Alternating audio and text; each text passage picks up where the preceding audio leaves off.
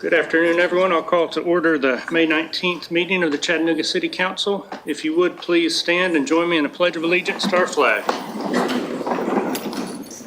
I pledge allegiance to the flag of the United States of America and to the republic for which it stands, one nation, under God, indivisible, with liberty and justice for all. Thank you. Thank you all for joining us this afternoon. I like at the beginning of the meetings to give a brief run through of how our meetings go so you'll know what to expect. We do have several public or special presentations at the beginning of our meeting, so we'll go through those first. And then we'll have a public hearing on a proposed amendment to our current fiscal year 2026 budget. That will be a time when members of the public who wish to address council specifically about that budget amendment are welcome to do so. And we'll explain a little bit more when the time comes, kind of the procedure for that. After that, we'll approve the minutes from our last meeting. We'll then go over our agenda for this week's meeting, and members of council will have the opportunity to ask any questions or make comments that they may have about items that we'll be voting on later in our meeting today. We'll do the same thing with our agenda items for next week's meeting, as well as items that are on our agenda 3 weeks or later from today. We like to work ahead and be well prepared, so we'll do that as we normally do. We do not have any committee meetings or department reports today, and so after we've gone over all the agenda items, we'll take a brief recess. We will need to have a brief attorney-client meeting with our city attorney, as we frequently do during our recess. And then when we come back after our recess, we'll be voting on all of the items on tonight's agenda that we've looked at earlier in the meeting, as I mentioned. And after all of that, at the end of our meeting, we'll have another opportunity for the public to address the council, and that time will be not limited to our budget amendment, but that'll be a time when members of the public can address us on anything they'd like to, and you'll have 3 minutes each to do that. And our city attorney at that time will go over some rules and regulations for that at the very end of our meeting. And so I did see that joining us today, we have State Representative Vital. I want to recognize you and welcome you. Thank you for being here today. And then I will, from here, turn things over to Councilman Harvey for a special proclamation. Thank you, Mr. Chairman. Was eating at Mission Barbecue in my district, the Great District 4. It doesn't rhyme like the Great District 8, but it's still pretty cool. Was eating at Mission Barbecue in District 4 and met an interesting gentleman who happened to be celebrating his 101st birthday that day. And I said, man, I gotta get to know this guy. So sat down with him, had lunch, and learned all about his story. And it quickly became clear to me that we should do a joint proclamation to recognize this veteran in the service to his country. So I'm going to ask Everette if you'll come up.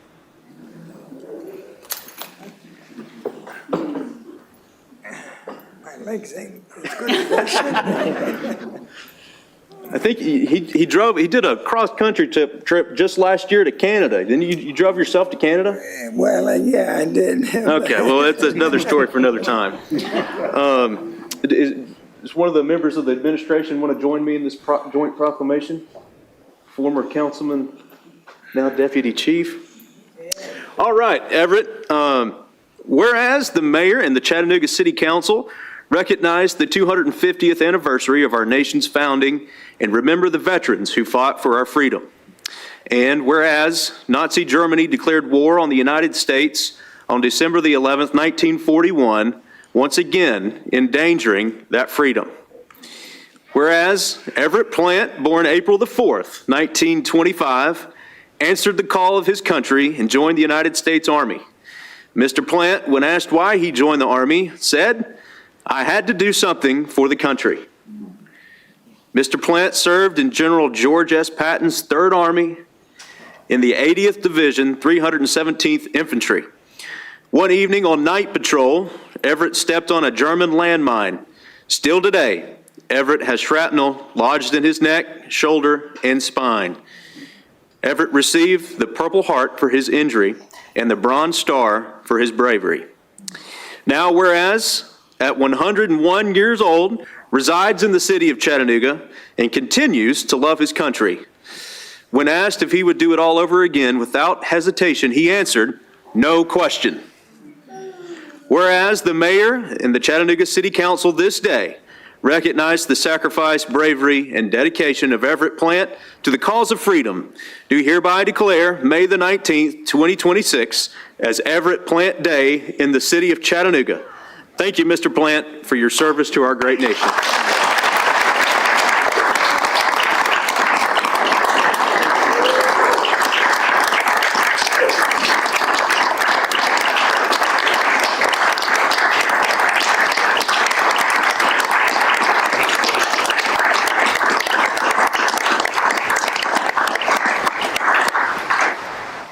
There is no secret whatsoever. The thing of it is this: people have to turn around and look in the mirror and say to yourself, "I'm not going to do this again." Yeah. That's History the repeats answer. itself. Yeah. Yeah. Thank you for your service. We appreciate you very much. This is from us. And we thank you. Yes, sir. Thank you, sir. Thank you very much. Mr. Chairman, it's all yours. All right, thank you. And next, I'll recognize Council Vice Chairman Ron Elliott for another proclamation or recognition. So, good evening. Before we kick off, I wanted to take a moment to recognize someone who represents the very best of what it means to serve this community. Officer Eli Rogers. On the evening of May 1st, Officer Rogers responded to a call on Cranberry Way in Hickson. He arrived and found a two-story home up in flames, visible from the front door. Fire already spreading up the interior walls into the attic. Neighbors had told him there were folks already inside, and that's when he went in. He kicked down the door, ran into the burning building, came out carrying a 4-year-old Marlo Blaylock to safety, while her mother Rachel followed with her 10-year-old Charles. He then turned around and went back with a fire extinguisher to help suppress the flames on the front porch. Rachel Blaylock later said, "I kept thinking back, how was I going to get these two kids down the stairs?" He grabs her, and then he was willing to go back in. When she tried to thank him that night, he shrugged it off. It was just like another day at work. I can attest, I did the same thing, and he shrugged me off too. Officer Rogers, it was not just another day. You ran towards danger without hesitation, and you didn't wait for anyone else to act. A mother still has her 2 children tonight because of what you did. The Chattanooga Police Department said it well. Officers are not trained as firefighters, but they take an oath to serve and protect, and that's exactly what you did. On behalf of the City Council and every resident of the city, we are proud of you, we are thankful for you, and we are honored to recognize you here tonight. Officer.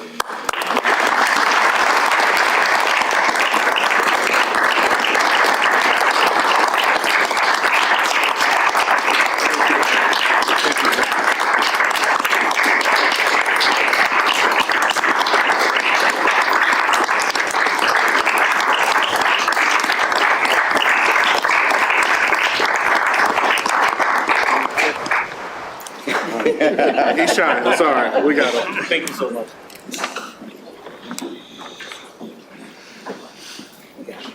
All right, well, what a wonderful way, council, to start our meeting tonight. With that, yes. Oh, I'm sorry.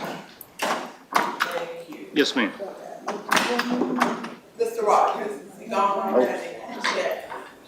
Okay, I just want to say, as Chair of Public Safety, I want to thank Mr. Rogers for his extraordinary courage and selflessness serving and saving a family from a house fire.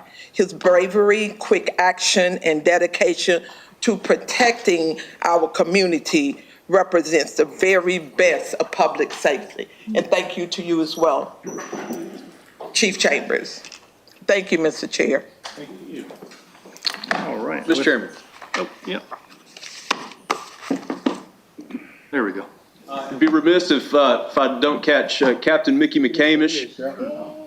Thank you for being here. We appreciate you supporting Mr. Plante and our president of the Chattanooga Area Veterans Council. Thank you both for being here. I wanted to recognize you both. And thank you for recognizing Mr. Plante and his service to the country. Appreciate what you do. Absolutely. Thank you. Thank you very much. Thank you. That's all, Mr. Chairman. Okay.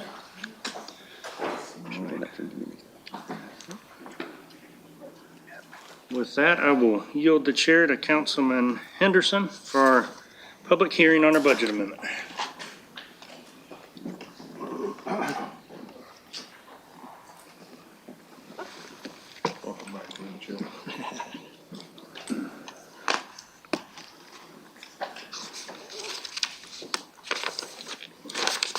Thank you, Mr. Chairman. I now call to order the Budget and Finance Committee for the sole purpose of conducting a public hearing on the proposed amendment to the FY26 operations budget, increasing revenue by $3.5 million and appropriating that same amount to capital improvement budget for the Raccoon Mountain Water Service Project. This will be a time for the council to listen as the public speaks. Could I get a motion on the minutes of last meeting? So moved. Second. Without objections, these minutes will stand as recorded. Before I open the floor for public comment, the council has decided to allot a total of 1 hour for this public hearing and allow 2 minutes per each speaker. And I'll ask the city attorney if he would go ahead and read the rules to address the council. Okay. I was not ready for that, but I will be there. Just a moment. We'll get ready. All right. We've got to have some rules. You do. Let me get my sheet up.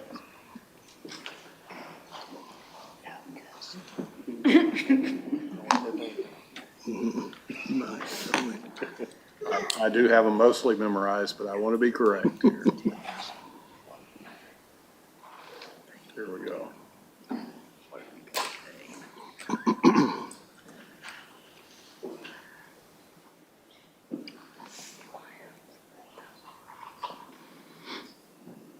I'll be ready for later too as well. Good. Your normal rules here are done at the end of the council business meeting, but today, each speaker wishing to address the council can be recognized at the microphone up front, only provided for that purpose. Can't have more than 2 minutes to speak during this public hearing, and address the council only upon matters within their legislative and quasi-judicial authority and not on matters that are regulated by other governmental bodies or agencies. Don't get into vulgar or obscene language, nor use the floor to personally attack or personally denigrate others, and address the council as a whole, not towards individual council members. Lastly, don't get involved in any disorderly conduct or disrupting a public meeting, which is prohibited by Tennessee law. And someone commits that offense if a person substantially obstructs or interferes with the meeting by physical action or verbal utterance with the intent to prevent or disrupt a lawful meeting or gathering. Having stated those rules, if you would, please go. Wait. Yes. Hold on before we Sorry. open the floor. Okay. I haven't opened the floor yet. We won't open the floor yet. Before I do open the floor, I do want to read a portion of a letter of support from the Chattanooga Firefighters Association, Local 820, and I'll submit this to our council clerk as a matter of record of this meeting. Members of Chattanooga City Council, as president of the Chattanooga Firefighters Association and AFF Local 820, I am writing to express our support for the continued expansion of fire hydrants infrastructure in the rural Raccoon Mountain area along Wilcox and Raccoon Mountain roads. From an operational standpoint, additional hydrants in this corridor would provide a meaningful improvement to water supply reliability during fire incidents. Increased hydrant availability enhances tactical flexibility, reduces reliance on tanker shuttle operations, and improves overall efficiency in establishing a continuous water supply, particularly in areas where water mains are limited or widely spaced. And it goes on in much more detail, but I will submit that to our council clerk to put in our minutes. At this time, I will open the floor for our public hearing. So our time is now 3:45, so we will shut this off at 4:45. If you would like to speak, if you would, at this time, line up at our podium.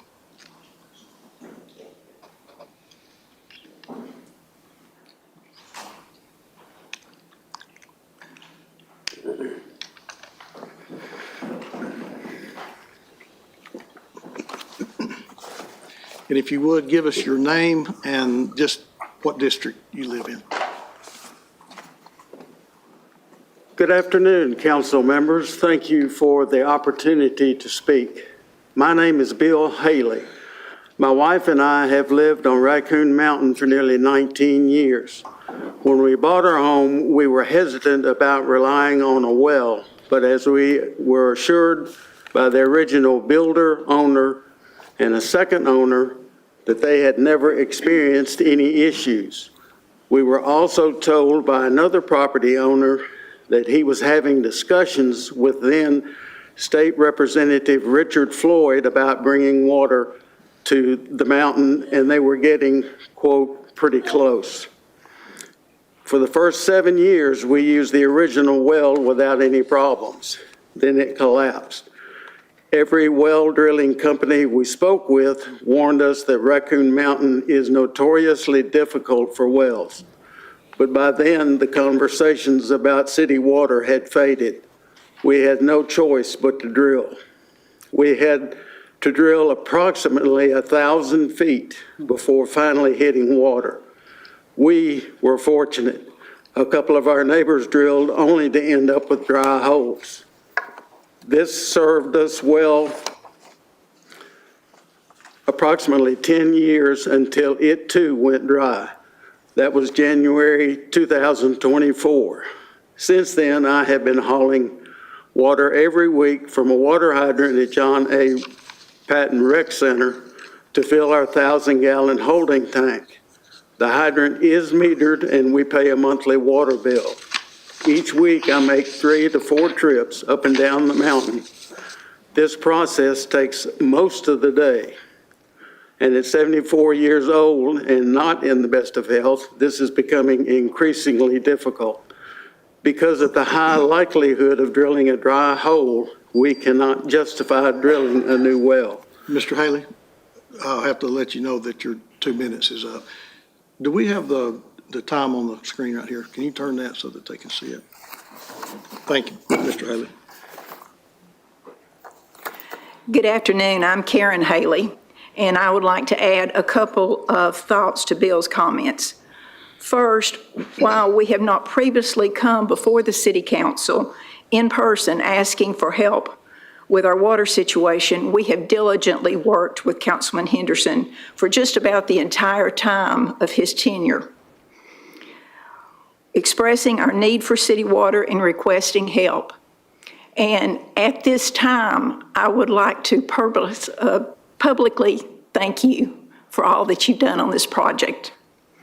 Also, I would like to reiterate how difficult these past 2+ years have been on us without water. As Bill stated, he has to haul water weekly. He hauls in 10-degree and 90-degree weather and pretty much everything in between, rain or shine. And that alone is hard for a 74-year-old. We desperately need and appreciate your help in bringing city water to Raccoon Mountain. Thank you.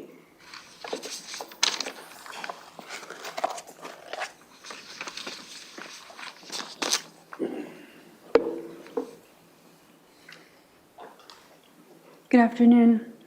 Good afternoon. My name is Tess Wentland, and I'm a property owner on Raccoon Mountain. I'll keep it simple. I would love to build on Raccoon Mountain, but without city water, I just can't responsibly make that move.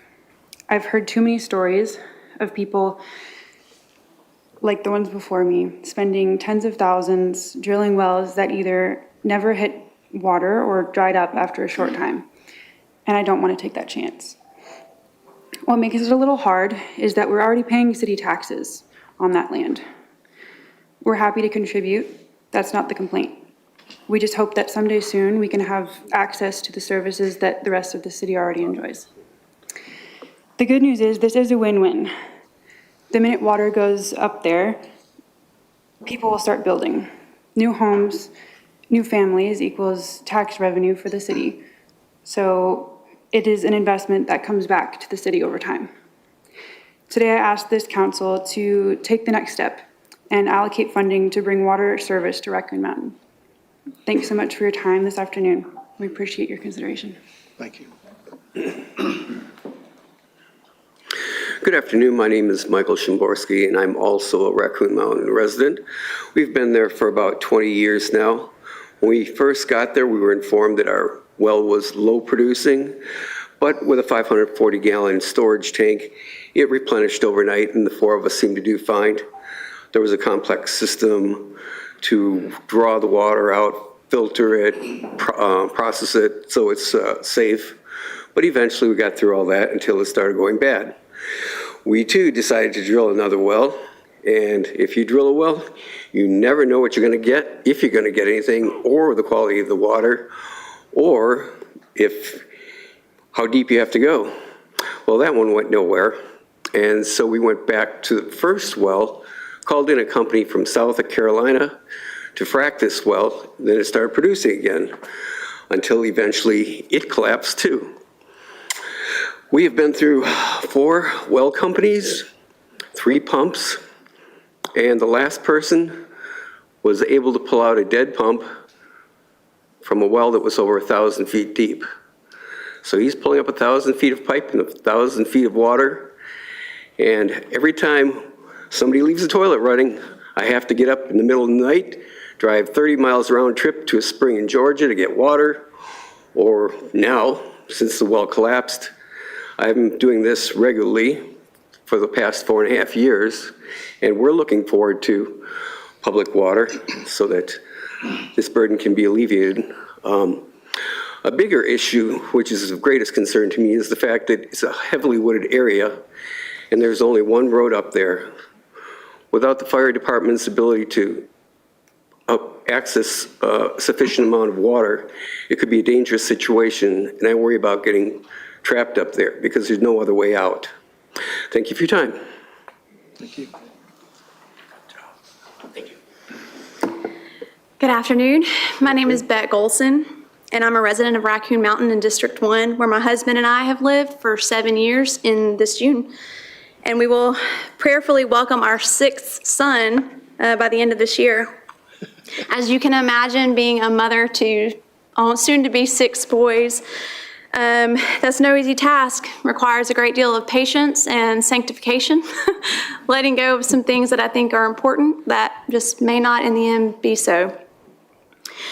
But there are a few things that as a mother are non-negotiable to me. And number 1, that's standing up for what's right and for what is true in spite of rejection. Number 2, that's being big enough to ask for help when you need it. And it's number 3, leaving something better than you found it.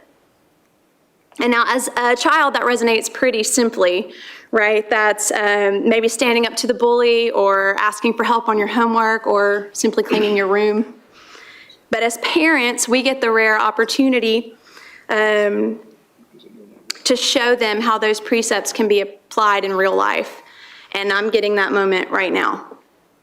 And so right now I get the honor to stand alongside so many others here today and before my children and show them how the things that we teach them are much bigger than what they might practice at home and right now. I get to stand before you leaders of our community, and I get to show them what it looks like to stand up and fight for something that I believe in spite of being told no time and time again. I get to show them what it looks like to be big enough to ask for help. And I get to show them what it looks like to leave a place, a community better than we found it. And so now you too have the rare opportunity to put those very same precepts into action for the people who look to you just as my children do to me. And so I'm asking you now to help me steward that for our future generation. Thank you.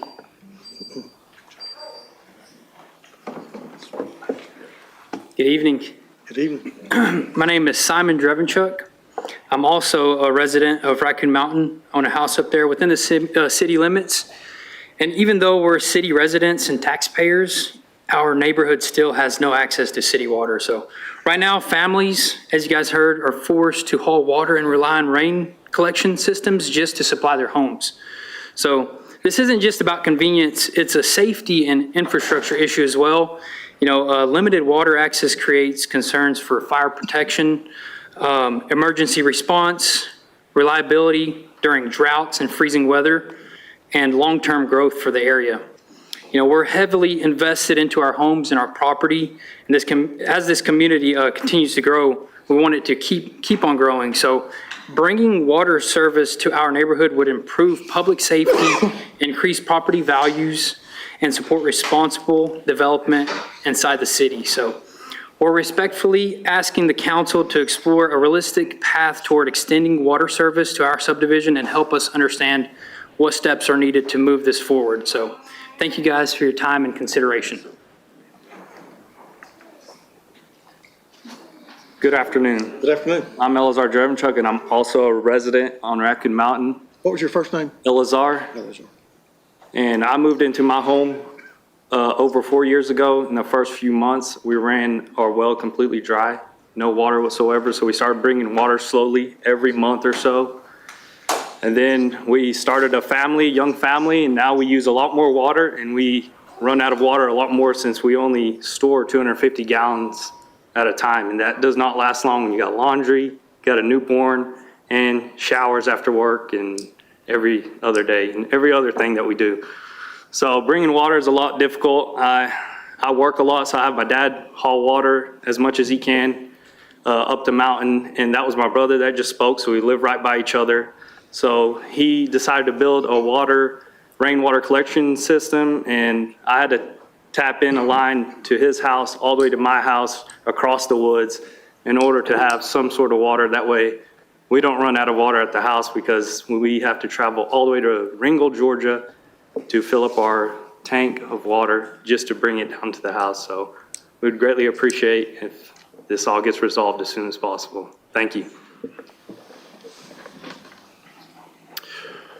Good afternoon. My name is Zeke Wheeler, and I am a resident of Chattanooga as well as District 1. And I just wanted to say, although I do not live on Raccoon Mountain, I do support, as a resident of Chattanooga, as well as District 1 as well. As I said, I support the bringing of water as well as funding it. I think as well, one other thing is Raccoon Mountain is one of the most beautiful places surrounding Chattanooga. It's unlike really anywhere else that I've been to around Chattanooga, and I believe that not only by bringing water will that improve just Raccoon Mountain, but it'll also improve the greater surrounding area of Chattanooga. So thank y'all so much. Good afternoon. My name is Julie Shimborski, and I've been a resident of Raccoon Mountain for 20 years. My husband spoke earlier. We have the same concerns. I really have concerns about safety. We've seen time and time again wildfires on the mountains. We've seen it on Lookout Mountain last year a couple times. We've seen it on Signal Mountain. We only have one way up and down. We do not have safety. We do not have the public safety either for ourselves of safe drinking water at this point. We've spent well over $20,000 in our well, and we are hauling for 4.5 years. We also are not getting any younger, but we have lived there for 20 years. And I live there because I live on 5 acres and it's beautiful. And I do have some city services, but I expected city water. When we built there, or when we moved there too, we were told that, city water should be coming as the place developed. But as houses have added in, we have not seen that. So I'm asking you also, it's not just for those of us living there. It is for the beauty of the area and the protection of the valley so that the whole mountain wouldn't burn and, possibly go down into the neighborhoods below us. Thank you. Hello, my name is Caroline Shannon, and I live in the city in District 2. And while I don't live on Raccoon Mountain, I do have a dear relationship with a family that does live on Raccoon Mountain, the Golsons, the family of 5 boys that are getting ready to have 6. And I just wanted to say that there is much that I think in general I can take for granted, and I would imagine we all do, and that can be even the simple things as the air that we breathe, the fact that our freedom has been purchased at the lives of others, and we needed that reminder today. Or I know I did. The fact that we can flip a switch and the light comes on, or we go to turn our faucet on and water comes out, is all things that we can take for granted. And I know from having served alongside this family in their home, they have to be very intentional about when they turn the water on and when they turn it off. And like other families have mentioned, when you have multiple children and laundry and things that need to be done, you find yourself being very dependent upon a service that many of others that live in the city get to take for granted. So I just wanted to speak on the behalf of all of those that have already come today and are pleading for help. I just wanted to say I'm in agreement with it, and I hope that you will be able to do something to help them as they come to you for help. Thank you. Good afternoon. My name is Davis Smith. I live in District 6. Just wanted to second everything everyone else has said. I also am highly in favor of bringing water up to Raccoon Mountain. Although I don't live there, I think it's very clear that this isn't just an emotional issue. It's a very, very practical one. So I hope that finds your guys' hearts, finds your minds. Thank you for your time.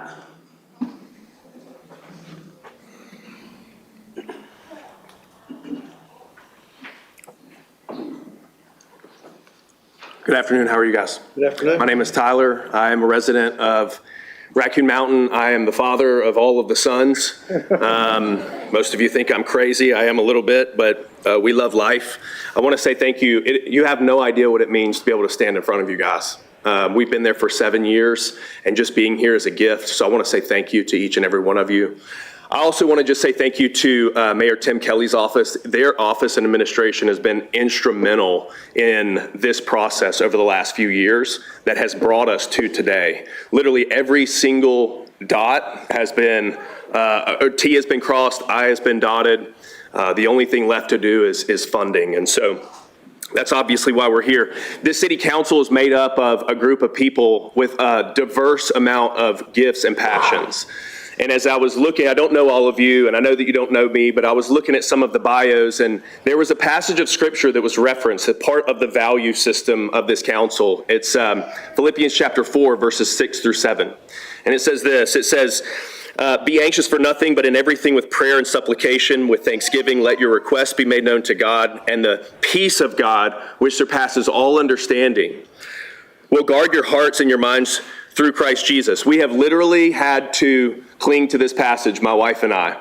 And I've experienced a level of anxiety that I didn't know existed, and you won't either until you turn a faucet on and nothing comes out, and you know that means you have to go find water so your family has water the next day, even if it takes until 3 in the morning to do it.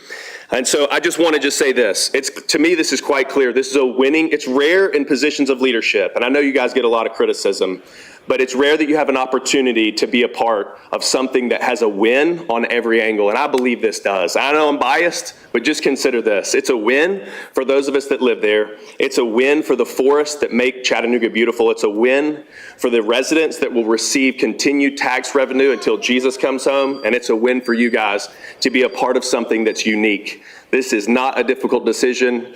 It is an investment with a guaranteed return. Thank you guys so much, and God bless each of you. Good afternoon, folks. My name is Lonnie Carter. I'm also a resident on Raccoon Mountain. Although I'm not a full-time resident, I live in Florida. I purchased this property about 4 years ago, and in hopes that I would at least one day have an opportunity to live here full-time. The property, the mountain, Chattanooga itself is just super special. My wife, family, and I came about 4 years ago and just fell in love with the town. Once we found our property on Raccoon Mountain, we were trying to navigate through a lot of the difficult situations that are associated with the water issues that we keep hearing a lot about. I will tell you, just in the short 3.5, 4 years that I've been there, which is probably one of the newer tenants or owners, I have also faced these challenges over and over and over again. It seems like every time I come home, no water, and it's very frustrating. I have to lean on some neighbors to help me out when I know we're coming, so that way we don't come to something that doesn't work right out of the gate. We're frustrated at the end of the day, but we're also excited about the possibility of bringing some water up to the mountain. I will tell you the neighborhood is gorgeous, the mountain is gorgeous, and we want to do everything we can to protect the integrity of what's going on up there. So I ask that you guys consider this as a possibility to bring water to the mountain. Again, not being there as long as some of these other guys, but hauling water. I've invested in a water trailer. I've probably got about $25,000 just in water and new lines and pumps and everything that these guys have been through. I feel it, and I'm not there living it every day like they are, but one day I'd like to retire and come back and know that there's going to be water to turn on whenever I'm back there full time. Thank you. Have a good day.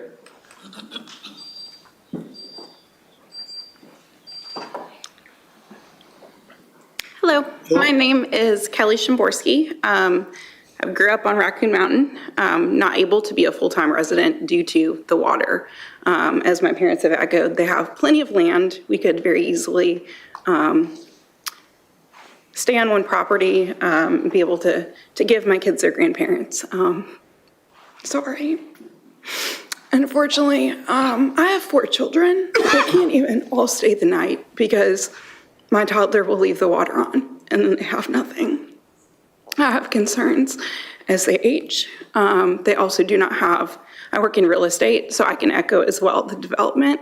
They don't have the ability to sell without a major loss, so they're trapped. And with this, it does build great equity in the properties already there. It's great development. It's great for the city. It's a huge disservice to charge these people tax dollars in the city and not provide services. So I hope that you would consider it not just for my family, but for our community. Good afternoon, council members. My name is Ryan Borkin. I am a resident of District 3. And I'm up here not because of a vested interest I have per se in what takes place on Raccoon Mountain, but as somebody who believes that we are to love our neighbor as ourselves. And the reality is that hearing about the need that exists up on Raccoon Mountain and being a taxpaying member and citizen of the city of Chattanooga, it pains me. It pains me to hear that there are families and children who need clean water in this day and age. It pains me to hear that there is the possibility that there are citizens of the city of Chattanooga that are in danger. It pains me. And so I just implore you in this moment, if you would join me in just loving our neighbor as ourselves by providing them a simple service such as just having clean water and safety. Thank you so much. Good afternoon, council members. My name is Hugh Huffaker. I am a property owner on Raccoon, and just wanted to say that my wife and I, we grew up here in Chattanooga. We lived out in Colorado for almost a decade, and when we got this Raccoon Mountain property, we immediately started brainstorming on how to move back to Chattanooga permanently. We hired a Chattanooga architect. We paid almost $60,000 for essentially our dream forever home. And right before we started breaking ground, the area, which is a creek on our property, which we were told doesn't dry out, we can always pull water from, we immediately started to see the creek dry up. And when we started talking to people about digging wells, like a lot of the other owners here have said, what they told us is there are some underground cave systems around the property, as you know, with Raccoon Mountain, and it's very likely that wells can collapse. And so we've been in a really interesting position where we moved back to Chattanooga, which is where we want to be. But unfortunately, we're pretty deep in the hole right now with property that is essentially unbuildable for us. And so I just hope that you take this into account. And I did a quick AI calculation of, based on the Black Creek extension on the mountain right across from Raccoon Mountain. And if you look at those property values where they did get some help bringing water up there, and you sort of factor that into Raccoon, it is a very quick repayment time just on property taxes alone. So thank you so much for your time. Good afternoon, council and neighbors. I'm a property owner on Raccoon Mountain as well. And like you've heard from a lot of people here. Your name? Oh, Chris Silva, sorry. Like you've heard from a lot of people here, it's a situation where wells aren't really viable. There's no water. We've got families that have lived here for 30 years that don't have water, that are struggling. And it's a serious anxiety for a lot of people, especially with, young children. So I would love to be able to build on my property one day, but it just doesn't really make sense the way it is now. So I appreciate y'all's time and giving this consideration, and just want to express my, desire to move this along for all my neighbors as well, because it's a great community, and I love this city. I love Raccoon Mountain, and it's a really great group of people that live up there. So thank you all for your time. Thank you. My name is Phineas Shannon. I have the privilege of living in District 1 with the Golsons and the privilege of watching their lives. Me and 5 other guys live next to the Golsons, and every day I get to see Tyler and Bet serve their children the way that Jesus serves us. But most importantly, I see the heart of Tyler. I see the heart that he has for his children. I see him the heart that he has for us, the late nights and the early mornings of him running to go get water on the days where he has already so much in his schedule with his job and even with pouring into us. So I'm very for the water. I thank you for just listening to all these people, all these neighbors that we have. So I please hope that you consider that. So thank y'all.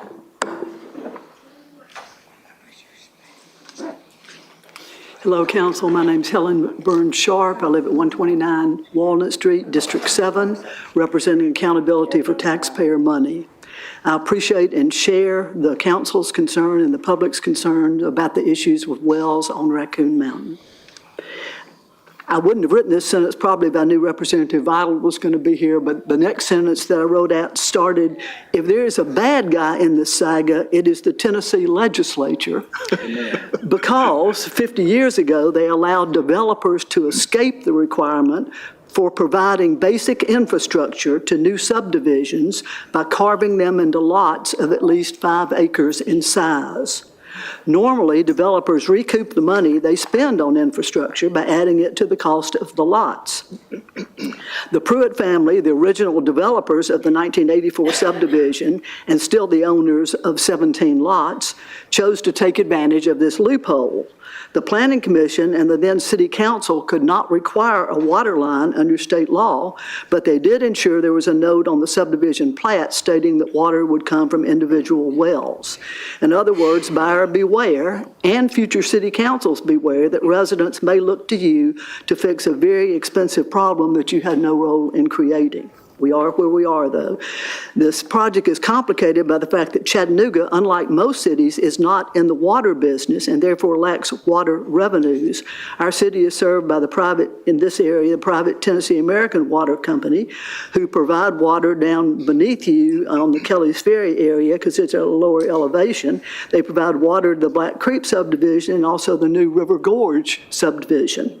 And those examples, they're dealing with experienced developers and anticipate hundreds of new water customers in a relatively short period of time. This project is enormously expensive from a cost per customer perspective, which is likely why the Tennessee American has decided not to get involved on the front end. Ms. Sharp, I'll have to let you know your time has expired. It is. Thank you. Thank you for your time.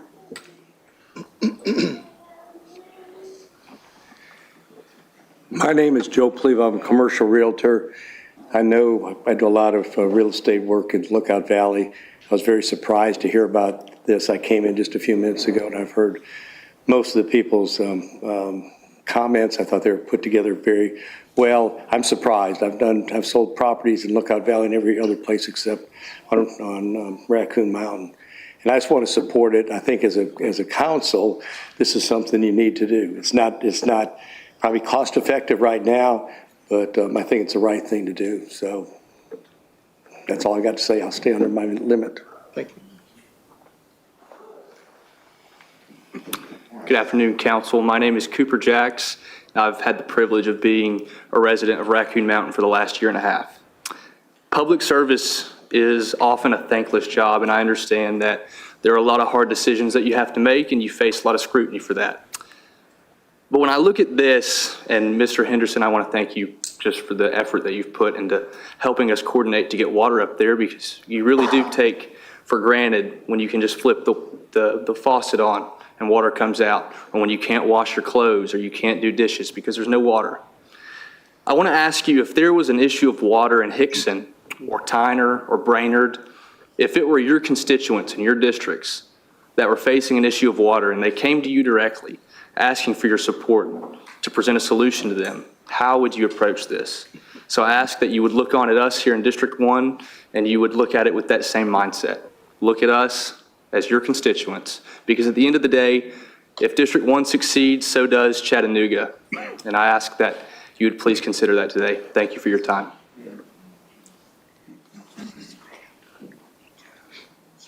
Okay, is there anyone else that would like to address the council this afternoon? Yes, sir. Representative Vital, you're always welcome, sir. Well, I'm Representative Greg Vital, and I did not serve in the legislature 50 years ago.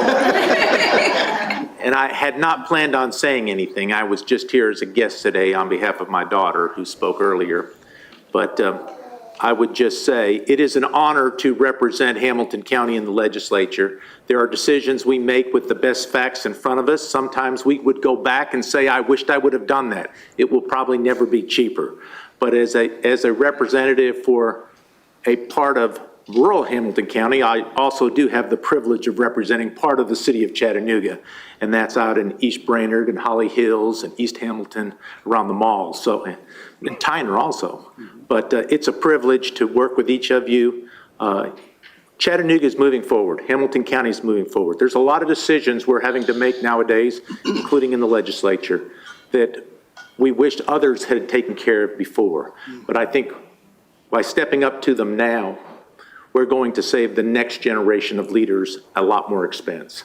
And so thank you for considering this on behalf of this district, but all the citizens of Hamilton County who, as we heard today, love this community and want to be part of it. So thank you for your service, and thank you for being here, part of that civic responsibility. Thank you.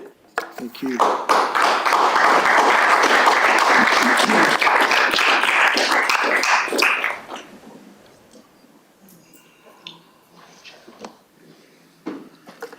Good afternoon. I am Sherry Ford.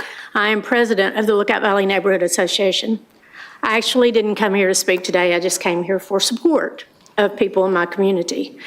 But after hearing all of these people speak, which I already knew there was a problem because Bill and Karen go to our church, so we know all about it, and have been trying to help them work with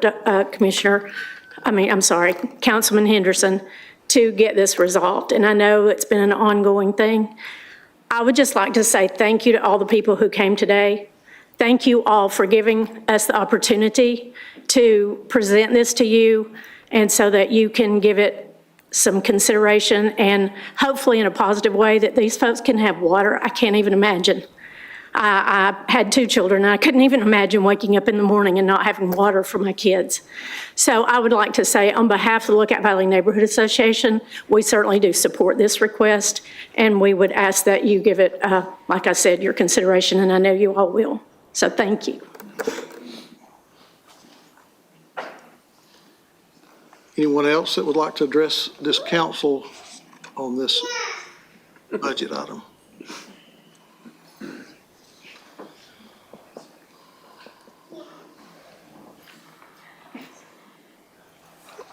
My name's Steve Bennett, and I live in East Lake, right above the beautiful East Lake Park. I want to thank you for allowing us to be here. You know, in our Constitution, we the people, and you all are representatives for us. I've had the privilege of traveling around the world. I'm a school teacher, but I've been getting ready to leave to go back to Zimbabwe for the 5th trip at the end of this month, and been to Peru and Guatemala. And I've been in these third world countries. And I'm thinking, here we are about to celebrate our 250th anniversary, and we should be doing much better. And this is an opportunity to show that we are people of the United States, and we can overcome these difficulties and solve problems, just like our founding fathers have, and to bring us into the greatest nation in the world. And we live, I think, I'm prejudiced, I've lived here all my life. I'm 75, and I love this city. And I'm so excited what's happening at the Bend and around our neighborhoods. And as a city, we can do this. And I just want to thank you for your time. Thank you. Hello, good afternoon. I'm Teresa Owens. My husband Joe and I are residents of Raccoon Mountain, and I agree with everything they had to say. Thank you.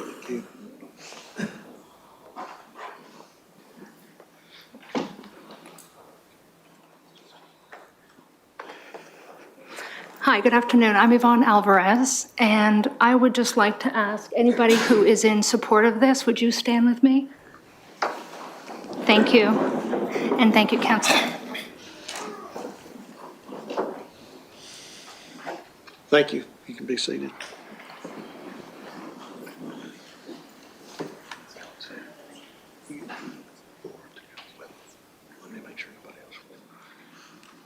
All right, is there anyone else that would like to speak during this public hearing time?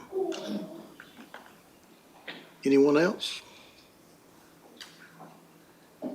If not, I will close the public hearing, and I think I do have some council members that would like to speak. So at this time, I'm going to close our public hearing. Public hearing is now closed, and we will now hear from the council. Councilman Clark. Thank you, Councilman Henderson. One, I want to thank my neighbors for being here. I represent District 5, but you're Chattanoogans, and I think you're my neighbors as well. And I just want to let you all know that on behalf of the citizens that I represent in the Highway 58 area, in the Bonnie Oaks area, in the Woodmore area, we stand in solidarity with you. I've had this conversation with some of our neighborhood leaders, and the thought of having this conversation in 2026 that we were shocked. We were like, well, they don't have water in a portion of Chattanooga where actually the Golstons and all his kids live. I was like, yeah, it's, I didn't know y'all did, but I'm just using you as an example now. We all know you now. But for us who represent other areas, we have to stop and pause and think about, what if these were my neighbors where I live? How would we respond to a crisis? We talk about the threshold of what it takes to the expense, if it was 27 properties, if it was 100 acres. And I have to really pause and think about the principle, right, of water.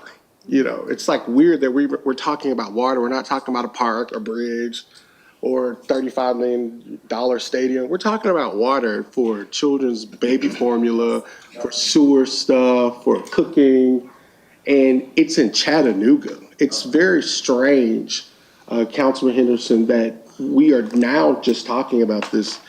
I can remember when Tess, my dear friend Tess Kennedy, didn't even know this was something that Councilman Henderson had been championing, and she was like, hey, we don't have water up here. I'm like, oh, okay, what do we do about it?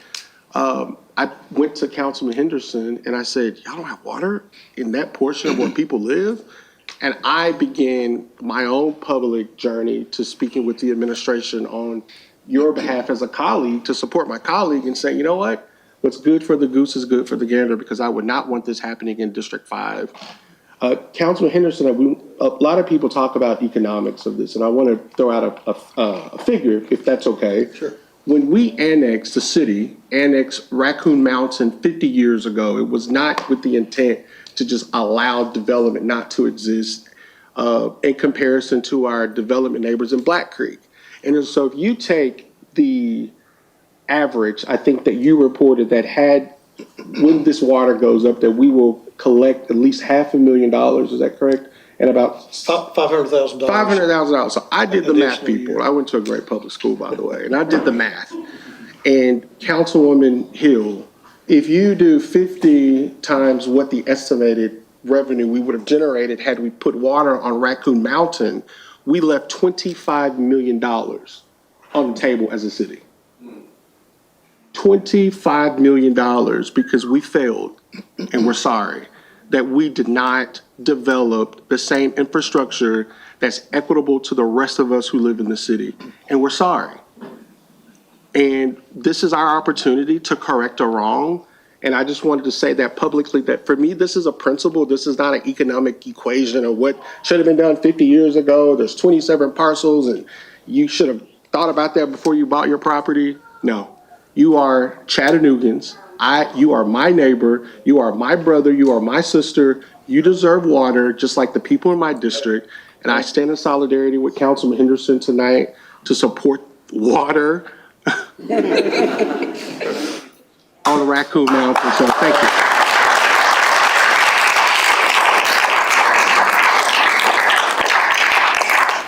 Thank you for that, sir. Councilman. Any other council person that would like to comment before I close out our Budget and Finance Committee? If not, we will adjourn Budget and Finance, and now we'll go into our agenda session.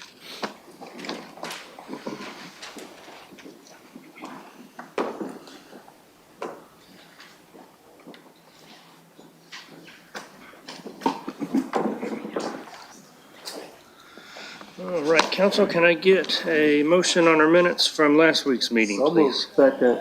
All right, we have a motion and a second. The minutes will stand as published. Sorry about that. You might want to announce that they don't have to stay for the rest of this meeting sure. if they'd like to leave. Yeah. But there is a public comment portion at the end that they could also speak at. If they Right, want to yeah, stay. as I mentioned at the beginning, we do have another public comment session at the end of our meeting.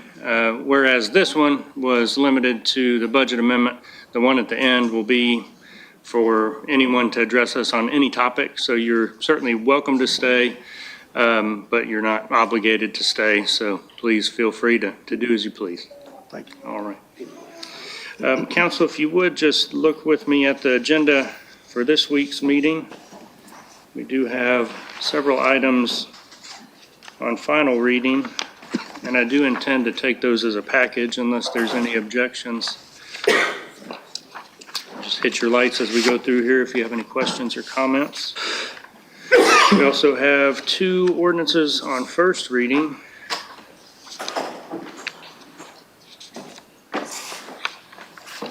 And we have several resolutions. Vice Chair Elliott. Thank you, Mr. Chair. This is in regards to the Public Works Ordinance, Resolution B, the change order request for the bridge. Is this also grant funded? Waylon, I'm looking at you if you know. If not you, maybe Weston. I believe it is. Yeah.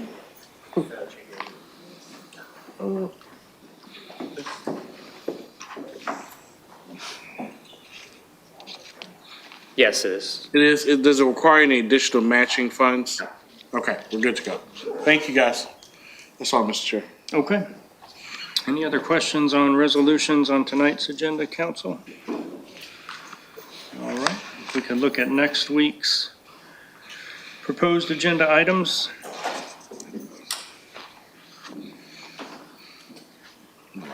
Oh, okay. No, I'm going to speak.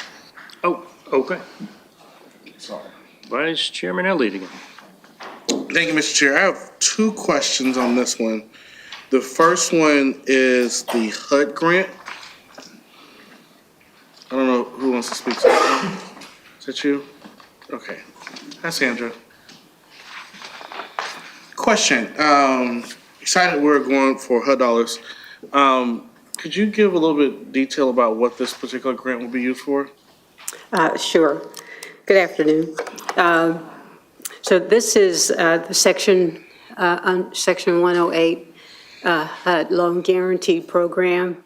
Under the Section 108 program, entitlement cities like the city of Chattanooga can access loan funds through HUD up to 5 times their current community development block grant allocation. So in this instance, the city of Chattanooga has access to $7.8 million.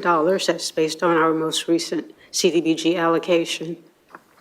Cities are allowed to borrow the funds. They can borrow the funds and they utilize the funds in the same manner, pretty much for the same eligible type activities as community development block grant.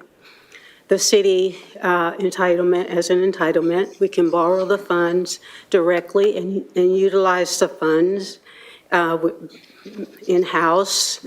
We can make the funds available in the form of a grant to other organizations or entities, or we can allow what we call a designated public agency to utilize the city's borrowing capacity and borrow the funds and utilize, again, those funds in the same manner for CDBG eligible activities. In this instance, through our application, we are asking for CHA, Chattanooga Housing Authority, in the position of a designated agency, to borrow the funds and utilize the funds to deploy, I think it's approximately 1,200 fair cloth to voucher units. And they, as the designated public agency, they would be responsible for the debt, and they would be responsible for ensuring that the collateral and the City of Chattanooga and the Housing Authority will have to work together to ensure that all of the federal requirements associated with the funding are met.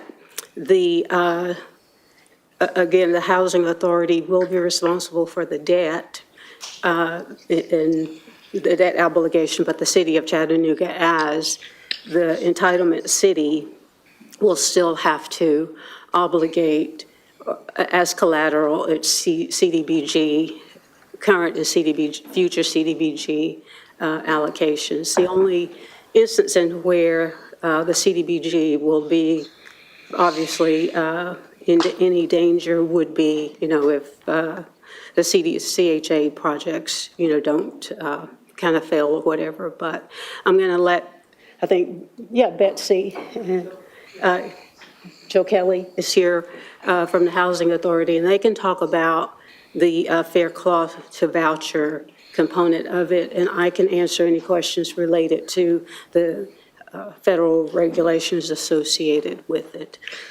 But in essence, the City of Chattanooga is allowing the Housing Authority to utilize that borrowing capacity to undertake affordable housing development.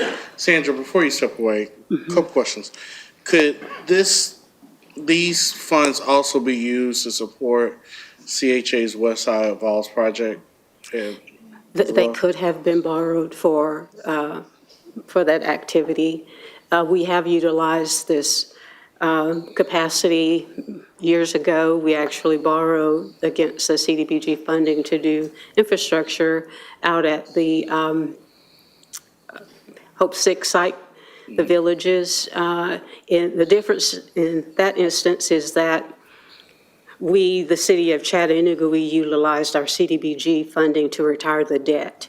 In this instance, the debt will be covered, the payments, interest and principal payments will be covered through CHA structure. And another question, do we carry this debt on our books? We do not. In this instance, CHA will be the borrower. We will not, the City of Chattanooga will not carry the debt on our books. Okay, I think that's all the questions I had. Thank you so much. Do you want a summary of the fair call to voucher? I'm fine on that piece for the sake of time, unless the chairman or some. Yes, if you don't mind. Okay. Certainly. Good afternoon, Council. Just as a 30,000-foot view, the public housing in the United States has undergone a dramatic change over the last 30 years. Traditional public housing, which is what West Side originally was and we're now converting, those types of projects, as they age out and have been demolished, the law was changed in 1998 to prevent any further construction of, quote, public housing. But however, what was called a Faircloth Amendment was passed at that time that allowed for the use of what is called fair cloth authority, which is essentially the number of units that existed as of 1999. If they subsequently went out of service, a housing authority then could put those back into service in new construction or new renovation. The problem is there was actually no way to monetize that authority. There was the voucher authority, but you couldn't get it into a capital stack so that you could actually fund a project.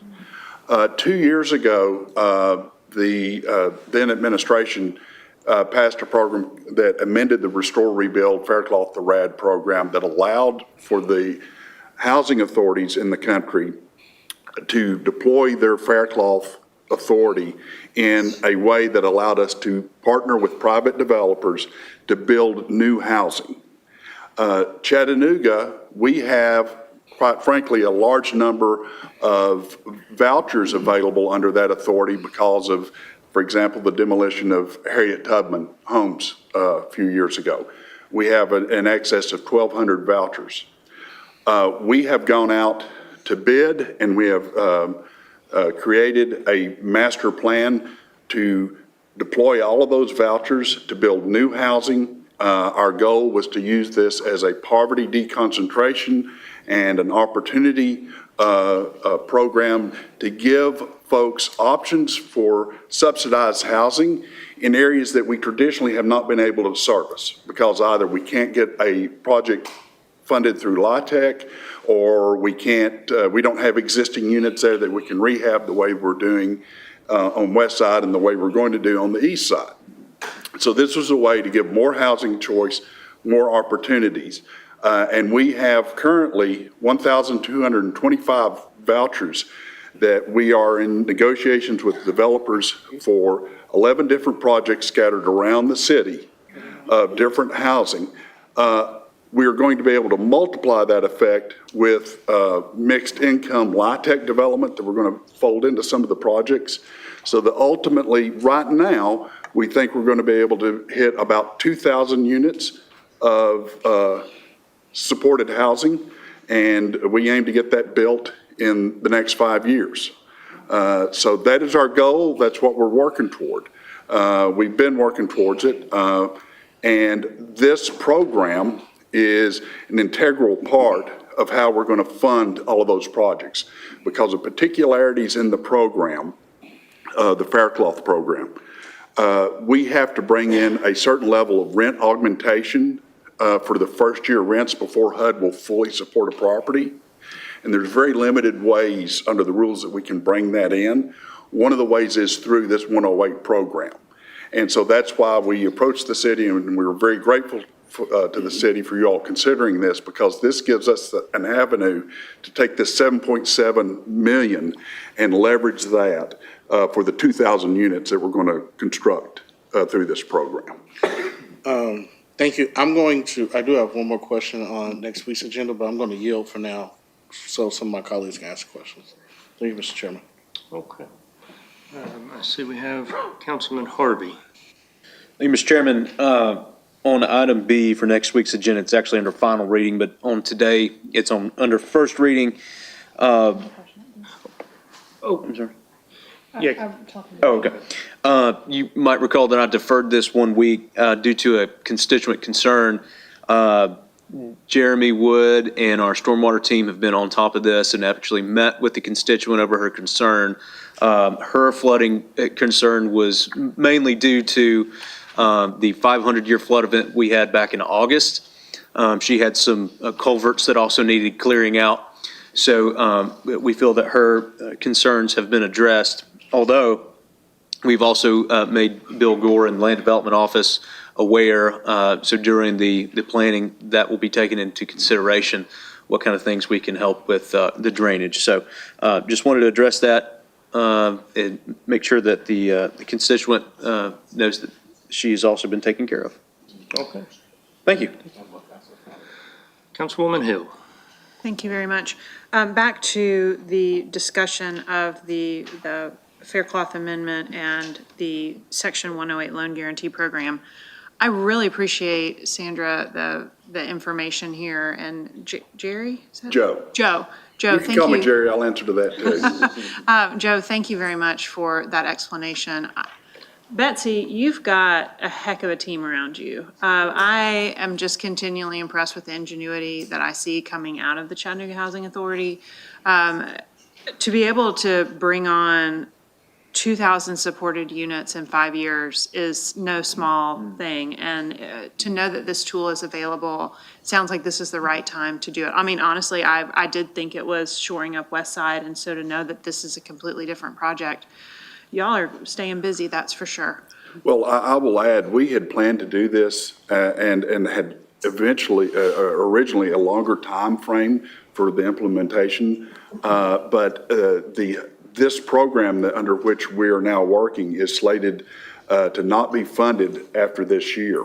Got it. And so for projects that are already under consideration, which ours are, we are grandfathered in and we're able to proceed. So this is essentially a now or never to utilize this tool. Okay, wow, that's helpful. So just 2 questions. Number 1, do you own all the land already for these 11 developments? We have all the land under contract. All land under contract. And then what's the, what are the size ranges in terms of how many units per development? We have multiple sizes and multiple uses. A lot of this is going to be multifamily because of the areas that we're putting them in are going to be out in areas of high employment opportunities for young families and school systems. But we're going to have some senior preference as well. We're trying to meet all the needs, but the size ranges are going to be from 50 units up to 350 units. Okay. And so they're going to be multiple sizes across the city. Okay. I think that answers all my questions. Thank you very much. I hope that it all goes smoothly. We're going to work on it. Okay. That's all, Mr. Chair. Thank you. Okay. Councilman Henderson. Thank you, Mr. Chair. I do want to back up to ordinances under first reading for next week. I failed to announce that the ordinance that we had the public hearing for today will be read next Tuesday for first reading for the ordinance to amend the operational budget and ordinance to amend the capital budget. So all of you Raccoon Mountain residents, the big vote will be next Tuesday. Is that all, Council? That's it. Okay. Thank you. Vice Chairman Elliott. Thank you, Mr. Chair. Under resolutions, under HR, I do have a question about the EIG proposed changes. Is this 9B? Is that what you're? Yes, sir, 9B. Good afternoon, Council. May I first announce we would like to withdraw this item to contemplate modifications based on council input. All right, well, that was easy. Was that easy? Okay. The easy button? I had a whole list of questions. You All right. save a lot of time. All right, we're good to go. Efficiency. Thank you, Councilman. Thank you, sir. Okay.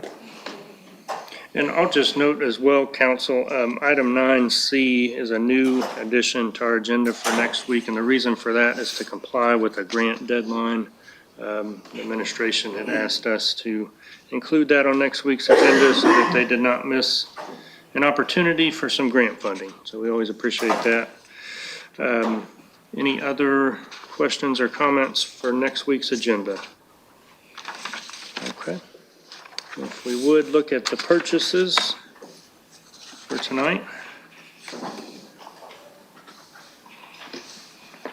There are a few purchases as well as 2 sole source purchases and an RFP recommendation. Any questions on those, Council? Okay, moving on. We will look at future considerations.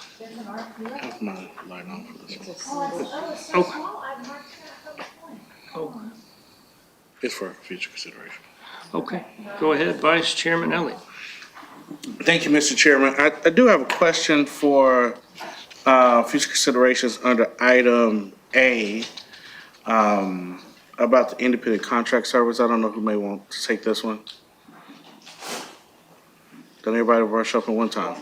This community development 2A, Yes. is that, okay. Anybody want to take this one?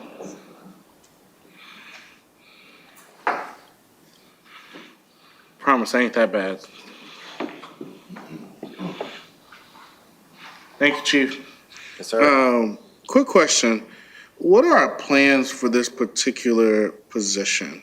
I mean, for this particular consultant? Councilman, I'm not prepared to speak to it. I apologize. I can find out and get right back with you. Yeah, if you can, I'm gonna throw this out too, because we all can follow up on this. I'm curious what we're using this particular consultant for. And also, I think we have used them over the last couple of years. I'm sorry, is this trajectory? Yes. Okay, it just clicked. I apologize. I am prepared to talk Okay, about that one. perfect. So what else are we using them for?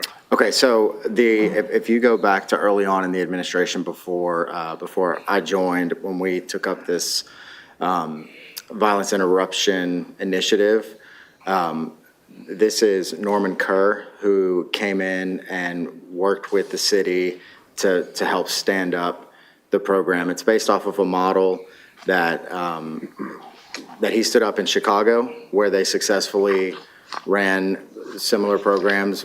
We adopted the name 423 Chainbreakers, but it's the same idea about violence interruption through embedding into the community, where you have just a lot of younger folks who tend to get wrapped up into undesirable activity. And so he worked with us for the last, I think, 3 years through, it was originally ARPA funding. And then that contract expired. And what we are asking him to do now is to come back in as we look at expanding this model to other areas across town. And as we, through the DOJ funding, we're able to get some additional violence interrupters on the ground. We want to make sure that we're doing what we're supposed to be doing from a compliance perspective with respect to federal reporting for that grant. And then we just want some assistance to really make sure that we're professionalizing the program. And he's going to help us along those lines. I get that. I know he's been around for a while, and I think the chain breakers have definitely had a role to play these last couple of years. I think the concern I have, if I'm not mistaken, we spent about $1.5 million on them so far. On him? On his organization in Norman and his consulting services.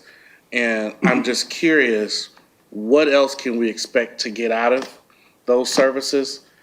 He's been here for 3 years. I'm sure he's been able to instill a lot of value into our folks. And I'm not saying he doesn't have a place. I'm just concerned about constantly pumping money into something. Expansion, I understand. Please expand. Expand in my district. You know, I have quite a few violent crime incidents that I think the work can really be a stopgap for. But do we really need these funds to go back to this consultant? Or do we have the knowledge and experience already in our staff to help continue this work? So I think that's just the biggest question. I want to get an understanding of where your vision is, but also more importantly, is pose the question, is this the best use for this consultant who's been here for quite a while? Thank you for that. I share that concern. And I'm happy to share the scope of work that we worked on with Norman, which is it's performance-based contracting, where we have explicit expectations and what the outcomes that we expect to see as a result of this new contract. For exactly that reason, I do think that it is an important piece of successfully scaling the program to have him help us kind of through this next iteration, because we've moved beyond starting from scratch to what does it look like to have standardized reporting? What does it look like to have consistent metric tracking? What does it look like to, again, professionalize kind of the operation? And that is primarily what this next engagement with him is about. I would like to, and we don't have to do this now, but offline, I would like to hear more about that. And I also want to know a little bit more about what pieces did he put in place these last few years to hopefully capture some of that, and what's changed or why haven't they probably been implemented to this point? I just want to wrap my head around this a little bit more before Absolutely. I feel comfortable supporting this. Okay? Got it. Yes, Thank sir. you, Chief. I do appreciate you. Thanks. That's all, Mr. Chairman. Okay. Councilman Clark. Thank you. Kevin, this is also some of the similar questions that I want to reiterate about consulting and the usage for consulting on this particular project as it relates to violence reduction. Is that correct? We recently hired a new director to oversee this program. Is that correct? We did. And to my knowledge, that has not been announced to us or who that person is or some of the skill. Go ahead. So, gosh, help me out, Chief. It's okay. Caleb, thank you. His name is Caleb Sanchez. I actually have not met Caleb myself yet. But, so he is new. I think he's at this juncture just a couple of weeks in. But part of us wanting to maintain Norman and continue his contracted services is to help ensure that we have a smooth transition, because we have this new leader coming in who actually doesn't come from the CVI. He doesn't have a CVI background. His background is more in law enforcement. The idea behind this particular hire is to help us with respect to some of the compliance and the administrative oversight of the program itself. And through this contracted service that we're contemplating, Caleb is going to have the opportunity to go and do some immersive training up in Chicago, like to do the boot camp to really learn more about that dimension of the program. But in terms of the announcement, I'm not exactly sure whether or not an email went out from you guys from Cedric or not, but. And that was part of my question. I've got two parts to this question. Okay. My point in asking that question is that I served as a consultant for the Tennessee Department of Health for 2 years. And usually those roles are used as a skill gap filler. And we just did a new hire. And so to Councilman Elliott's point is that in that process, because as we evaluate the need for this, because I'll be honest with you, I'm not inclined to support this. I think we are exhausting a lot of funding into a program that I have not seen measurable return on investments. And a consultant that we have had for 3 years should have done some level of skill gap training for the staff that's currently there, but yet, and I don't know, what was Caleb's role before? I'm not 100% sure exactly what he was doing prior to this. I know that there was a period of time that he was with CPD. And so I guess my final question would be is that can we get information about any reports or findings from this consultant from his previous work? Like, what was the impact of his presence with us in that capacity to that program? I'm not inclined to support this, and I will encourage my colleagues not to as well, until we start seeing evidence-based practices from consultants, from new hires, before we spend more money into a program that I'm still questioning myself if the efficacy is actually being impactful to the community when we have council people, including myself and Councilman Elliott, where we're seeing the need for this work. I know there's this idea that some of us want to cut it, and no, we actually want to improve it, but sometimes you got to cut to grow it. So I'm concerned about what this is, and so if you could help us do some education sessions on the purpose and the impact of his prior work in either reports or findings, because if we paid for him for 3 years, he should have some type of reports or findings of what his contribution was to that organization, and it should be documented. Is that correct? That is correct, and I'm confident that that exists. I apologize that I do not have it at the ready. I'm happy to request a deferral on this particular item to provide a little bit of runway so that we can have some subsequent conversations. Dr. Anderson or Cedric Henson, when things related to their department, especially for that amount, if they could be here to give insight, that would be so helpful to us on council. You got it. Thank you, sir. Anyone else? All right, great. Thank you. That all, Councilman? You good, Dennis? Thank you, sir, yes. Councilwoman Burrs. Thank you, Mr. Chair. Mr. Attorney, I just have something very short and sweet. Number 9 on, under Office of City Attorney. Yes, ma'am. I believe that's District 6. District versus 6. District 9, yes. We will get it. Thank you. I don't want to find out. All right, council, any other questions or comments? Good place for it. All right. Well, that takes us to the end of our agenda session. We do need to have an attorney-client meeting during our recess, and so we will adjourn until 5:45.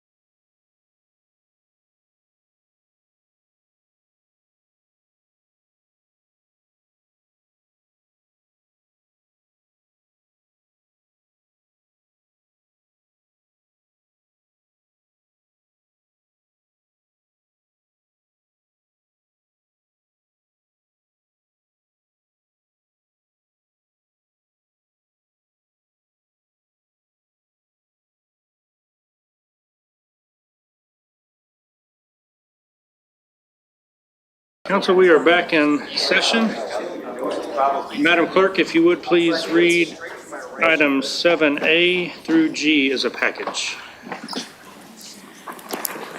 Item A, an ordinance to amend Chattanooga City Code Part 2, Chapter 38 zoning ordinance so as to rezone property located at 401 Tremont Street from RN15 Residential Neighborhood Zone to RN13 Residential Neighborhood Zone. Item B, an ordinance to amend Chattanooga City Code Part 2, Chapter 38 zoning ordinance so as to rezone parts of properties located at 7810 and 7816 Shallowford Road and parts of properties located at 2237 and 2241 Jenkins Road from RN2 Residential Neighborhood Zone to CC Commercial Corridor Zone for part of the site, subject to certain conditions. Item C, an ordinance to amend Chattanooga City Code Part 2, Chapter 38 zoning ordinance so as to rezone property located at 2153 West Shepherd Road from RN2 Residential Neighborhood Zone to TRN3 Traditional Residential Neighborhood Zone, subject to certain conditions. Item D, an ordinance to amend Chattanooga City Code Part 2, Chapter 38 zoning ordinance so as to rezone property located at 4300 Dodds Avenue from RN2 Residential Neighborhood Zone to CR Regional Commercial Zone, subject to certain conditions. Item E, an ordinance to amend Chattanooga City Code Part 2, Chapter 38 zoning ordinance so as to rezone property located at 1508 East 13th Street from RN15 Residential Neighborhood Zone to TRN3 Traditional Residential Neighborhood Zone, subject to certain conditions. Item F, an ordinance to amend Chattanooga City Code Part 2, Chapter 38 zoning ordinance so as to rezone property located at 1601 Dodds Avenue from RN2 Residential Neighborhood Zone to TRN3 Traditional Residential Neighborhood Zone, subject to certain conditions. Item G, an ordinance amending Chattanooga City Code Part 2, Chapter 38, the Chattanooga zoning ordinance as adopted by ordinance number 14137 on July 23, 2024, Article 8, Special Purpose Zones, Section 38-29, INST Institutional Zone, and Article 9, Uses, Section 38-43, Accessory Use Standards, B, Accessory Dwelling Units, to add a graphic rendering. So we have a motion and a proper second. Any questions or comments? All in favor? Aye. Any opposed? These ordinances pass on final reading. Item 8A, please. An ordinance to amend Chattanooga City Code Part 2, Chapter 3, Advertising, Article 5, Scenic Areas and Scenic Corridors, Section 3-55, Off-premise signs along scenic corridors prohibited. Council, we have a motion properly seconded. Any questions or comments on this ordinance? All in favor? Aye. Any opposed? This ordinance passes on first reading. Item 8B, please, Madam Clerk. An ordinance to amend Chattanooga City Code Part 2, Chapter 38 zoning ordinance so as to rezone properties located at 1812, 1816, and 1818 Ferris Road, together with properties located at 7301 and 7309 Crane Road, from RN16 Residential Neighborhood Zone to INST Institutional Zone, subject to certain conditions. And this is planning item 2026-0040. Is the applicant present? Okay. Is there any opposition present? Councilman Harvey. Thank you, Mr. Chairman. Appreciate Adam Schrader, Erlanger CEO, and his team for coming out this afternoon and their willingness to work with the constituent there that raised concerns. I believe you all were in touch with Jeremy Wood and some of the folks in our planning department on how to better serve that area when it comes to drainage and stormwater. So thank you for your willingness to do that. I deferred this last week because of the constituent request to look into that, and it seems that her problems have been taken care of and addressed. So I move to approve. Second. All right, Council, we have a motion properly seconded. Any questions or comments? All in favor? Aye. Any opposed? And this item passes on first reading. Item 9A, please, Madam Clerk. A resolution confirming Mayor Kelly's reappointment of Vicki Gregg to the EPB Board for a term beginning on April 16th, 2026 and ending on April 15th, 2031. A motion properly seconded, council. Any questions or comments? All in favor? Aye. Any opposed? Resolution passes. Is Vicky here? No? Okay. Well, thank you for your service if you're watching. Item 9B, please. A resolution authorizing the administrator for the Department of Public Works to approve change order number 3 to contract number E13002-201 Walnut Street pedestrian bridge repairs with Southern Road and Bridge LLC of Tarpon Springs, Florida, due to strengthening of floor beam flanges, horizontal braces and piles, additional fixture conduits and canopies, permanent electrical work platform, modified signage materials, increased lumber decking thickness for ADA crossings, timber sidewalk stringers and stringer replacement, pet waste disposal bins, handrail repairs, and added replica sun medallions for an increase of $6,941,256.20 for a revised contract amount of $47,316,220.83, and authorizing contingency funds in the amount of $2 million for a revised total amount not to exceed $49,316,220.83.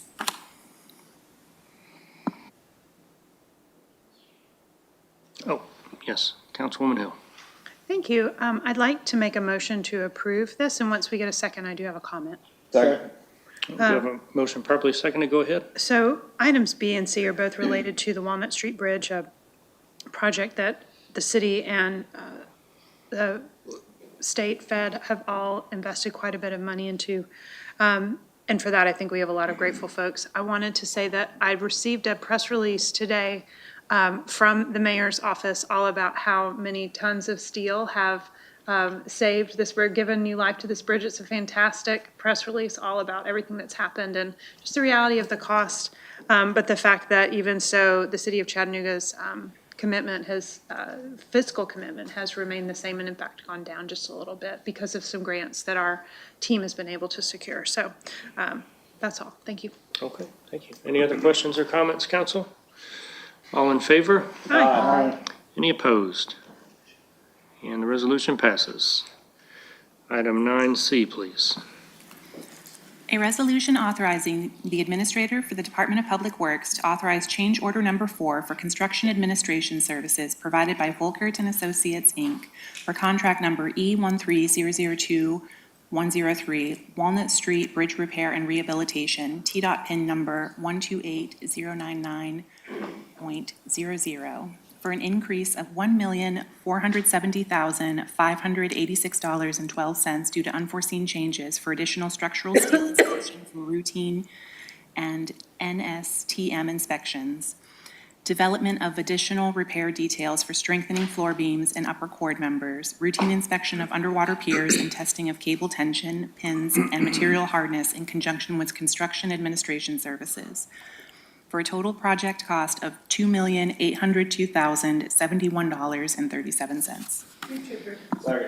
Council, we have a motion properly seconded. Any questions or comments? All in favor? Aye. Any opposed?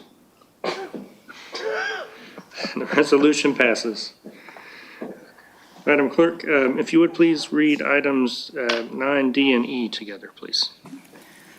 Item D, a resolution authorizing the administrator for the Department of Public Works to approve change order number 1 for contract number T21010-201 Alton Park Connector Phase 1 with Kane Industries LLC to increase the contract by $650,000 due to larger quantities of foundry sand discovered during the construction and the associated landfill disposal fees, for a revised contract amount of $2,439,995.56. We have a motion properly seconded. Any questions or comments, council? All in favor? Aye. Any opposed? And now, item 9E, please. A resolution to rescind Resolution Number 32827 relating to disposal fees for Republic Services for contaminated soil disposal for the Alton Park Connector Phase 1 project. A motion properly seconded. Council, any questions or comments on this item? All in favor? Aye. Any opposed? And the resolution passes. And item 9F, please, Madam Clerk. A resolution authorizing the administrator for the Department of Public Works to award contract number S25005-201, the city landfill at Birchwood Area 2, Phase 3 liner construction to P&C Construction, Inc. in the amount of $13,451,074.98, subject to the availability of funds. Second. We have a motion properly seconded. Council, any questions or comments on this resolution? All in favor? Aye. Any opposed? And the resolution passes. Take a look at purchases. Good evening, Council. We have 3 purchases recommended for approval this evening. The first is with wastewater. They're requesting a 6-month extension to agreement PA 100204 for biosolids data management system services through December 30, 2026 with Material Matters. There will be no increase to the annual amount limit. Item number 2 is with Technology Services. This is a one-time purchase and installation of 8 police vehicle-mounted tagging and tracking systems. This sole source purchase from Star Chase will be in the amount of $118,655. And the final item is with Public Works. This is a one-time purchase for 2 armored rescue vehicles to be used by the police department. This purchase from Linco Armored Vehicles will be in the amount of $962,695, utilizing the HGAC contract.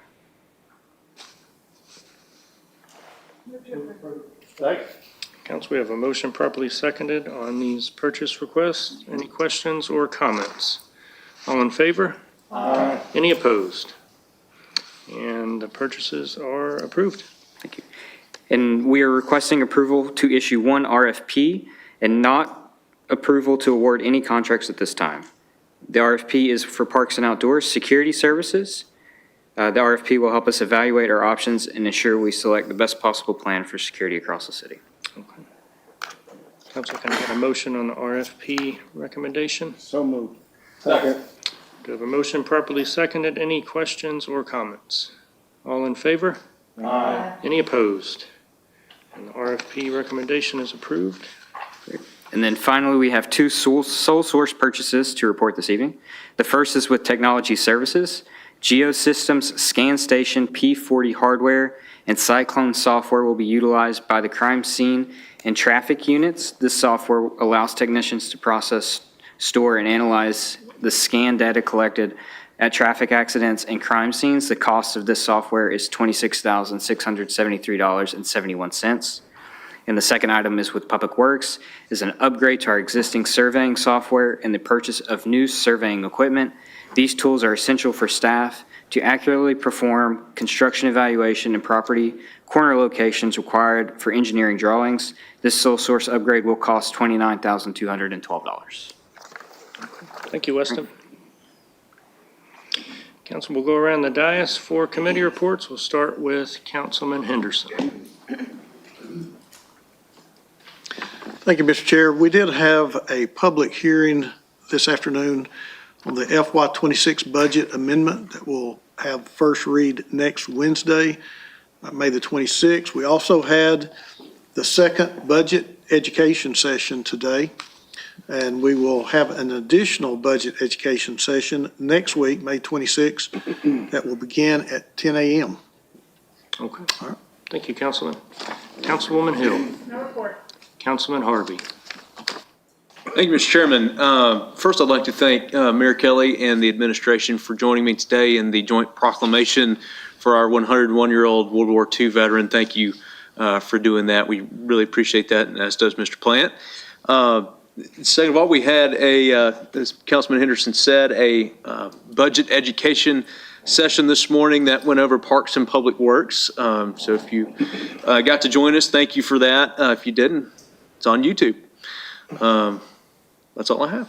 Okay, thank you, Councilman. Councilman Clark. Thank you, Chairman Davis. Today, we also had a budget education session for the Department of Early Learning and Innovation. And we had some really robust conversations around outcomes. And shortly after that budget education hearing, they did send out some information regarding their Head Start preschool readiness outcomes for the 2026 program year, and they are thrilled to report that all of their preschoolers successfully met or exceeded all of their target proficiency goals across every track learning domain. So kudos to the Department of Early Learning. Absolutely. On that was a great report out. And Chairman Henderson also have a supplemental report to the budget education stuff with our budget community town hall meetings. Those have been confirmed, and we're going to get an official press release out and an advisory to our clerk as a public notice. But the council has decided to take our budget town hall education sessions on the road. We will be doing 3 budget town hall meetings on June 4th, June 1st, and June the 14th. The first one will be Monday, June the 1st at the Chattanooga Downtown Library from 6 p.m. to 7 p.m. The second one will be June 4th from 6 p.m. to 7:30 p.m. at the Carol Burroughs Family Justice Center. And then the fourth one will be June the 14th in Chairman Davis's district. Let me get that information. It's at the Hickson Community Center from 2 to 4. There we go. And so there are 3 opportunities for the public to give us insight and input on your ideas and concerns and questions regarding our budget that we're considering. So be on the lookout for more advisory on that. Okay. Thank you, Chairman Davis. Thank you. Councilwoman Burrs. Thank you, Mr. Chair. We did have an education session today, talking about the budget for the Regional Planning Agency, and just a good presentation by Weston and Karen Rennick. And that's all I have to report right now. Okay. And Vice Chairman Elliott. No report. All right. Mr. Chairman. Oh, yes. One more thing I forgot to mention. As the new chairman of the Parks and Public Works Committee, it is Public Works Week. Oh. So Jay is not here, but let's give them a big hand and thank you for everything you do in Public Works. Can I add to that? Sure. But you know who is here? Who's here? It's Deputy Wayne. Is it Wayman? Hey. What's your name? Wayne. Wayne. Wayne Hines. Wayne Hines. Welcome to council, Wayne. So that's the Deputy Director for Parks and, Public Works. And so we'll be there this week at an event. The award ceremony. The award ceremony. Yeah. All right, thank you for joining us. Location due to weather changes. Make sure you have that updated. Gotcha. Thank you for that. Okay. Thank you for joining us. All right, council, we have reached the point in our meeting where we're happy to hear from members of the public who are here and would like to address us. So if you're here for that purpose, please line up at the podium down front here while our attorney reads the rules. And at the end of every council business meeting, the chair will recognize members of the public who wish to address the council, and here's your rules. Each speaker wishing to address the council can be recognized at the microphone up front for that purpose. Can't have more than 3 minutes to speak, and you can address the council only upon matters within their legislative and quasi-judicial authority and not on matters which are not under their authority or regulated by other governmental bodies or agencies. Do not engage in any vulgar or obscene language, nor use support to personally attack or personally denigrate others, and address the council as a whole and not make comments directed towards individual council members. And lastly, do not engage in disorderly conduct or disrupting a public meeting, which is prohibited by Tennessee law, and someone commits that offense if a person substantially obstructs or interferes with the meeting by physical actions or verbal utterance with the intent to prevent or disrupt a lawful meeting or gathering. Having stated those rules, please state your name, ma'am, and your district, please. Thank you. Missy Crutchfield, Highland Park, District 9. So thanks to the Chattanooga Times Free Press government reporter for to keep having this issue of homelessness, the unhoused, and the dire need for a low-barrier shelter that can encompass people if they've been under the influence of alcohol, drugs, and also their companion animals. I got involved in this issue when I heard about that, when I heard on Hooker Road the encampment was being evacuated just days before, very few days before, almost single-digit, very low teen temperatures, and it's heartbreaking. And so however many people, and about half the people had dogs, and they had just tiny little homes on the side of the road. Yes, it was private property, but it was definitely underdeveloped / industrial-type property. I think in the article there were some questions about private property, so this is property that most of them have been on. If it is private, then it's more on the industrial side. So we need to look at this. We just need to continue asking questions. We need to open our hearts and look into our budget and make this happen as soon as possible. The cutting down of the trees on the sidewalk right before summer, when this could have happened in September or October, it just feels like, and if you Google it, there is part of the plan is to make things as uncomfortable for these people, the lowest level of people, the most vulnerable level of people, to make their lives as miserable as possible. Whereas in Nashville now we have laws where it's illegal to be homeless. How do you do that? How do you do that? I know 5 or 6 weeks ago, Baron King's here, he can vouch for this. There were several police cars that pulled in front of the Chat Foundation, formerly the Community Kitchen. These people, these human beings were in line to get a meal. Following fire code warnings, they're waiting in line until they get inside. They're following rules, right? To the extent of the law. And then the police cars arrived in, and all of a sudden there was intimidation, and Barron went out, or some of the folks from Chat Foundation went out, and everything was settled. The people weren't arrested, but we need some sensitivity training. And we need to look at getting this low barrier shelter to happen as soon as possible, but also, and more importantly, because I don't believe that this is the fault of anyone. I think we are all here. The police are here to do their job. You're here to do your job. And as an activist, as a grassroots, supporter of a low barrier shelter, I am just trying to keep bringing this to the attention so that the paper, we all look at maybe making Chattanooga the best thing possible. But I think the last thing that we need to, that I want to say that may be the most important is these laws, these actions, these instructions are probably over everybody's head in this room. Where is this coming from? We have Core Civic in Nashville. We have CCA in Nashville. Where are these? We've got troubled schools and all of the issues that are happening. Are we funneling people into this? I mean, what's going on here? We need to ask questions about where these directions are coming from and find some solutions, and a low barrier shelter. Thank you. Thank you, ma'am. Okay, anyone else? All right, council, it seems we've completed the work in front of us this evening. Second. All in favor? Aye. And we are adjourned.